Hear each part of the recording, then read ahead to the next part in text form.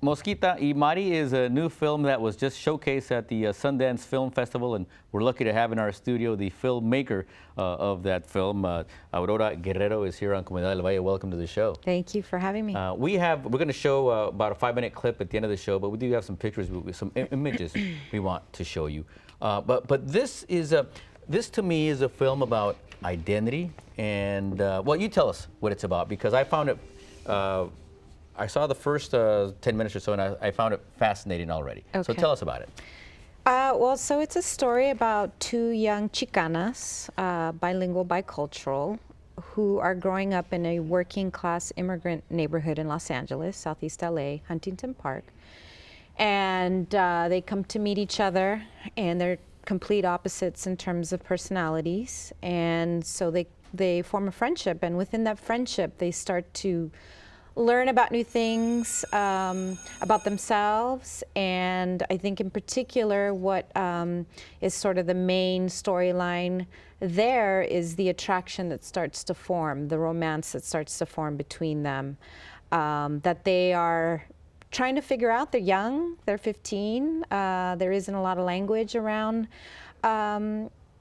sex and sexuality oftentimes, particularly in the Latino community. Mm-hmm. And so it's about sort of the unspoken between them, the gazes, the intimacy that starts to form between them within this working class immigrant neighborhood, and the pressures that they have as growing up within that environment. And I read that this was kind of a semi-biography. Yes, it is. Tell us about that. Well, I think a lot of it is shaped around my own experience, particularly around the friendship between the two girls that later sort of forms into a love. For me, that is what I experienced, but I didn't have any words to express what was going on to my family or even to the person that I was involved with. And so when I started writing this, it was like 10 years, 15 years later that I started to put words to what had happened. So it became a way for me to express something that was living in the shadows for a long time.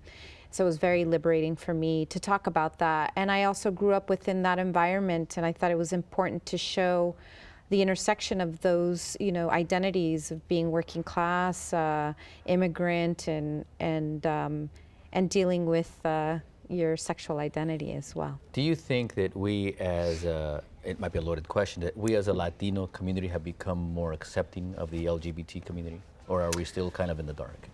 No, I mean, I wouldn't say that we're in the dark. I mean, it's hard. I mean, it's hard for me to brand the entire community. Sure. But one thing that really struck me, before I made the film, I was working in East Los Angeles as an organizer, and I was working specifically with immigrant Latina women, mothers. And many times they came to me, they didn't even know how I identified. They came to me and they said, Aurora, I really want to talk to my kids about sexuality, and I don't know how. I don't have the language for it. And, I feel uncomfortable, I'm not sure. And so, when they came to me, I was like, wow, our community wants to talk about it, but they don't necessarily know how. And I feel like films like this become tools for our community to begin to talk about that. And so it really breaks that silence, and it makes it a little easier. It helps them to express their thoughts. You kind of answered my next question, but what do you want folks at home to kind of go home with at the end of watching your film? I don't know if I have like one main message. I think there's a lot of things you can walk away with, but when I was writing this film, I was thinking about how I have often heard that, a love between two people of the same gender is something that is weird and unnatural and alien, and I don't think that is true. And so I set out to portray a very real, young, innocent, tender love that anybody could identify with. And I think that what I hope is when people finish watching the film, they might be surprised to find that they did see themselves in the journey of these two girls. And the girls are opposites. One is studious and smart and bright, intelligent. The other one is kind of a throwback. And you're right. And so the attraction there is what was a little interesting because of, I mean, they were opposites, but I guess that's how it works, huh? I think so. A lot of times we're drawn to the opposite, you know, or I feel like, you know, in Mosquita there is a Mari that she's trying to embrace, and Mari's teaching her how to do that. And in Mari there is a Mosquita, and Mosquita's helping her connect with that side of her. Interesting. So, yeah. Well, the film, again, it's available on DVD and digitally. There is, you can log on to Reyes Entertainment to find out more information. Any final thoughts? We're going to show about 5 minutes worth of the film at the end of the show, but any final thoughts? I'll let you go, Aurora.